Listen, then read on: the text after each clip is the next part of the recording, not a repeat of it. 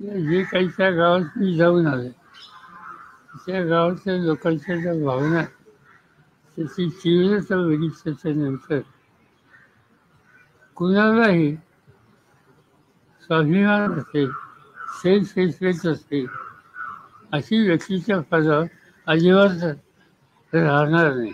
सगळ्या राज्यामध्ये एवढा त्याचा हल्ला होतो लोकांच्याकडनं, तरीसुद्धा सत्तेवर आपण बसून राहायचं, ही जी भूमिका घेऊन काही लोक वागतायत, याचे शेवटी वाकफ परिणाम हे राज्यांनी. परंतु सर, अजित पवार स्वतः म्हणतात की जर धनंजय मुंडे दोषी असले तर त्यांना आम्ही त्यांचा राजीनामा घेऊ, अजूनपर्यंत ते दोषी सापडत नाही, असं अजित पवार सातत्याने म्हणतात. त्यांच्याकडे माहिती जास्त असते, माझ्याकडे नाही. पण माझ्याकडे ही माहिती आहे, यापूर्वी काही लोकांच्या संबंधी अशा आरोप झाले, ते आरोप झाल्याच्या नंतर त्यांना सत्ता सोडावी लागली आणि चौकशी झाली.